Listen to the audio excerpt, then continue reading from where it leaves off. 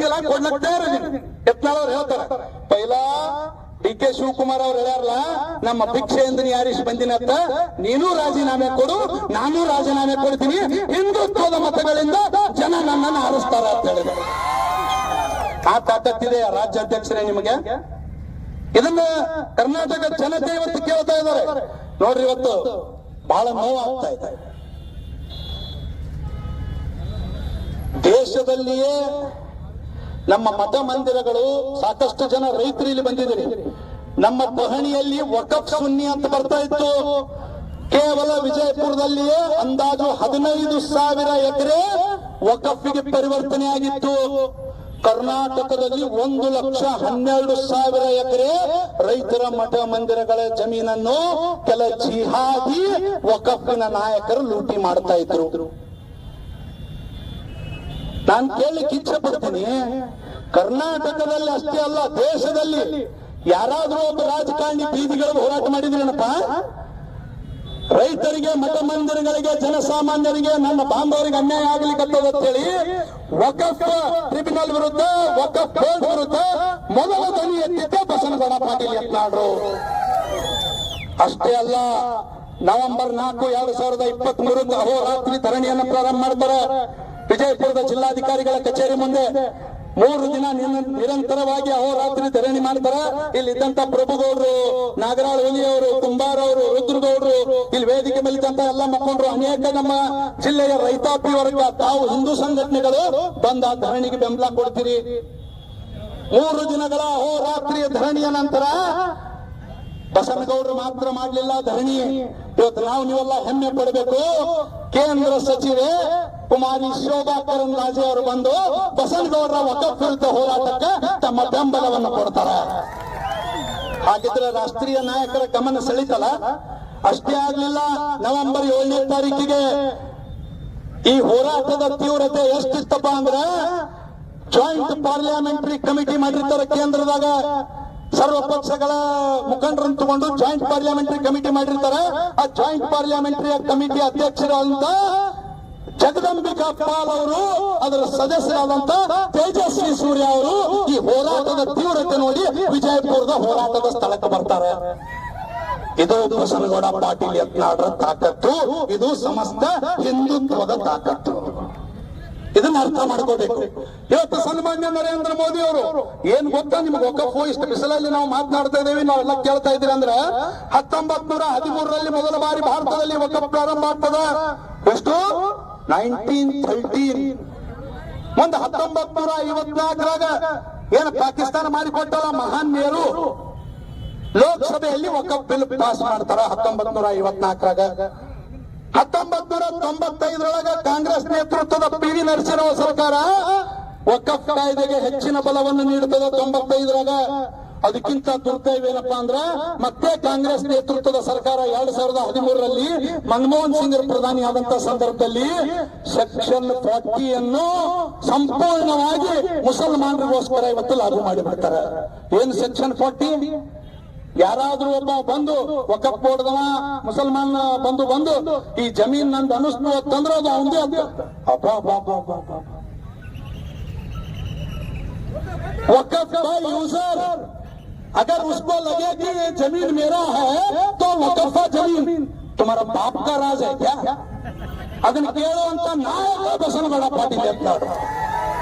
ಇವತ್ತು ಬಸನಗೌಡರು ಮಾಡಿದಂತ ಹೋರಾಟದ ಫಲವಾಗಿ ಆ ಸೆಕ್ಷನ್ 40 ಅನ್ನು ಚಾಲೆಂಜ್ ಮಾಡುವಂತ ಅವಕಾಶ, ಇವತ್ತು ಕೋರ್ಟ್ಗೆ ಹೋಗುವಂತ ಅವಕಾಶ ನರೇಂದ್ರ ಮೋದಿ ಅವರು ನಮಗೆ ತಂದು ಕೊಟ್ಟರು. ಜಿಲ್ಲಾಧಿಕಾರಿಗಳಿಗೆ ಹೆಚ್ಚಿನ ಅವಕಾಶವನ್ನು ಕೊಟ್ಟರು. ಪ್ರತಿ 5 ವರ್ಷಕ್ಕೊಮ್ಮೆ ವಕಫ್ ಆಸ್ತಿಯನ್ನು ಸರ್ವೆ ಮಾಡ್ಲಿಕ್ಕೆ ಹೇಳಿದ್ರು. ಇನ್ನೊಂದು ಅಚ್ಚರಿ ಗೊತ್ತಾ ನಿಮಗೆ? 2012-13ರಲ್ಲಿ ಅನ್ವರ್ ಮನ್ನಿಪಾಡಿ ಅವರು ಅಲ್ಪಸಂಖ್ಯಾತ ಮೈನಾರಿಟಿ ಕಮಿಷನ್ ಅಧ್ಯಕ್ಷರಾಗಿದ್ದರು. ಅವರು ನಮ್ಮ ಬಿಜೆಪಿ ಸರ್ಕಾರದ ಮುಖ್ಯಮಂತ್ರಿಗಳಿಗೆ ರಿಪೋರ್ಟ್ ಕೊಡ್ತಾರೆ. ಕರ್ನಾಟಕನ್ಯಾಗ 29,000 ಎಕರೆ ಕುಳುಮ್ ಮಾಡ್ಯಾರ, ಲ್ಯಾಂಡ್ ಜಿಹಾದ್ ನಡೀತಾ ಇದೆ, ಅಲ್ಲಿ ಒಳಗಡೆ ರೌಡಿಗಳು ಕೂತಿದ್ದಾರೆ. ವಕಫ್ ಬೋರ್ಡ್ನಾಗ 2,30,000 ಕೋಟಿ ಲೂಟಿ ಮಾಡಿದಾರ ಅಂತ ಹೇಳಿ ವರದಿ ಕೊಡ್ತಾರ. ಯಾರು? ಅನ್ವರ್ ಮನ್ನಿಪಾಡಿ ಅವರು. ಅವಾಗ ನಮ್ಮ ಸದಾನಂದ ಗೌಡ್ರಿಗೆ ಹೋಗಿ ಆ ಫೈಲ್ ಕೊಡ್ತಾರ ಅವ್ರು. ಅವಾಗ ಮುಖ್ಯಮಂತ್ರಿ ಇದ್ರು. ಇವತ್ತು ಬಹಳ ಕಿಸದ ಮಾತಾಡ್ತಾರ ಅವರು. ಆ ಸದಾನಂದ ಗೌಡರಿಗೆ ರಾಷ್ಟ್ರ ಭಕ್ತರ ಪರವಾಗಿ ಕೇಳ್ತೀನಿ ನಾನು, ನಿಮ್ಮ ಕೈಯಾಗ ತಂದು ಅನ್ವರ್ ಮನ್ನಿಪಾಡಿ ಅವ್ರು ಮಾಹಿತಿ ಕೊಟ್ರಲ್ಲ, ಸದಾನಂದ ಗೌಡರ ಸಿಬಿಐ ಕ್ಯಾಪ್ ಕೊಡ್ಲಿಲ್ಲ. ಅವ್ರ ಪಕ್ಕದಲ್ಲಿ IAS ಅಧಿಕಾರಿಗಳಿದ್ರಂತ. ಅನ್ವರ್ ಮನ್ನಿಪಾಡಿ ಕೊಟ್ಟಂತ ರಿಪೋರ್ಟ್ ಅನ್ನು IAS ಅಧಿಕಾರಿಗಳಿಗೆ ಕೊಡ್ತಾರ ಸದಾನಂದ ಗೌಡರು. ಅವಾಗ ಅನ್ವರ್ ಮನ್ನಿಪಾಡಿ ಹೇಳ್ತಾರತ್ತ, ಆ ಅಧಿಕಾರಿನೂ ವಕಫ್ ಜಮೀನ್ ಲೂಟಿ ಮಾಡಿ ಅಂದ್ರೆ ಅವ್ನ ಕೈಗೆ ಯಾಕೆ ಕೊಟ್ರಿ ಅಂತ ಕೇಳ್ತಾರತ್ತ. ಈ ಮಿಡಿತವನ್ನು ನೀವು ಅರ್ಥ ಮಾಡ್ಕೊಳ್ರಿ.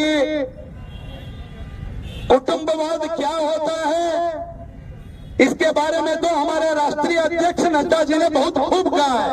उसको फिर से दोहराना नहीं चाहता, क्योंकि आप सब लोग बड़े धूप में खड़े हो. ऐसे धूप में सिर्फ इसलिए आए हो, हमको कर्नाटक में हिंदुत्व बचाना है या कार को बचाना है. ಇಲ್ಲಿ ನಾವೆಲ್ಲ ಯಾಕೆ ಬಂದಿದ್ದೇವೆ? ಕೇವಲ ಬಸವನಗೌಡರ ಪಾರ್ಟಿಯಿಂದ ಹೊರಗೆ ಹಾಕಿಲ್ಲ. ನೀವು ಹಿಂದೂ ಸಮಾಜವನ್ನು ಅಪಮಾನ ಮಾಡಿದಿರಿ. ಹಿಂದೂ ಸಮಾಜನ ಯಾರು ಎತ್ತಿ ಹಿಡಿಯುವಂತ ಕೆಲಸ ಮಾಡ್ತಿದ್ದ ವ್ಯಕ್ತಿ ಯಾರು ದೇಶದಲ್ಲಿಯೇ, ನಾನು ಕೇಳಲಿಕ್ಕೆ ಇಚ್ಛೆ ಪಡ್ತೀನಿ ಸನ್ಮಾನ್ಯ ಯಡಿಯೂರಪ್ಪನವರಿಗೆ, ಕಾಂಗ್ರೆಸ್ ನಾಯಕರಿಗೆ, ನನಗೇನೋ ಸ್ವಲ್ಪ ಇದ್ರೊಳಗೆ ಬೇರೆ ವಾಸನೆ ಬರ್ಲಿಕ್ಕೆ. ಬಸವನಗೌಡರು ಇಷ್ಟೊಂದು ಹಿಂದುತ್ವದ ಪರವಾಗಿ ಮಾತನಾಡ್ತಾರೆ. 1000 ಗೋಗಳನ್ನ ಕಟಕರಿಂದ ರಕ್ಷಣೆ ಮಾಡಿ ಇವತ್ತ ನಮ್ಮ ಗೋಮಾತೆಗಳನ್ನ ರಕ್ಷಣೆ ಮಾಡಿದ್ದಾರೆ. ವಕಫ್ ವಿರುದ್ಧ ಇಡೀ ದೇಶದಲ್ಲಿ ಮೊದಲು ಧ್ವನಿ ಎತ್ತದವರು ನಮ್ಮ ನಿಮ್ಮೆಲ್ಲರ ಹಿಂದೂ ಹುಲಿ ಬಸನಗೌಡ ಪಾಟೀಲ್ ಯತ್ನಾಳರು. ದೇಶದ್ರೋಹಿ ಸಂಘಟನೆಗಳ ವಿರುದ್ಧ ಮೊದಲು ಮಾತನಾಡುವರು. ಯಾರಾದ್ರೂ ಹಿಂದೂ ಕಾರ್ಯಕರ್ತರ ಹತ್ಯೆ ಆದ್ರೆ ಅಥವಾ ಅವ್ರ ಮೇಲೆ ಅಟ್ಯಾಕ್ ಆದ್ರೆ ಅವರಿಗೆ ಹೋಗಿ ಸಾಂತ್ವನ ಹೇಳಿ ಹಣದ ಸಹಾಯ ಮಾಡುವ ವ್ಯಕ್ತಿ ಬಸನಗೌಡ ಪಾಟೀಲ್ ಯತ್ನಾಳರು. ಇವರನ್ನ ಯಾಕೆ ಪಾರ್ಟಿ ಅಂತ ತೆಗೆದ್ರು ಯಡಿಯೂರಪ್ಪನವರು?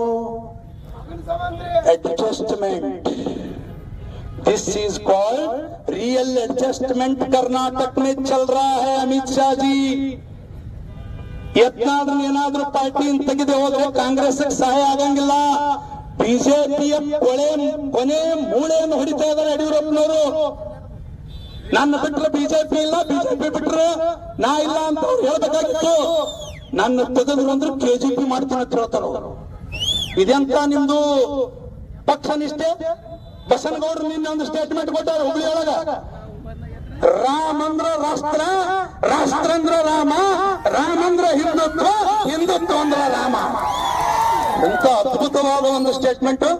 ಇವತ್ತು ನಾನು ಹೇಳ್ತೀನಿ, ಬಸನಗೌಡರ ಒಂದು ಸ್ಟೇಟ್ಮೆಂಟ್ ಗೆ ಪೂರಕವಾಗಿ ಹಿಂದುತ್ವ ಅಂದ್ರ ಬಸನಗೌಡರು, ಬಸನಗೌಡರು ಅಂದ್ರ ಹಿಂದುತ್ವ, ಬಸನಗೌಡರು ಅಂದ್ರ ಸಾಮಾನ್ಯ ಹಿಂದೂ ಕಾರ್ಯಕರ್ತ ಅನ್ನೋ ಮಾತನ್ನ ಈ ಸಂದರ್ಭದಲ್ಲಿ ನಾವು ಹೇಳಬೇಕಾಗಿದೆ. ಬಸನಗೌಡರನ್ನ ಮಾತ್ರ ಉಚ್ಚಾಟನೆ ಮಾಡಿಲ್ಲ.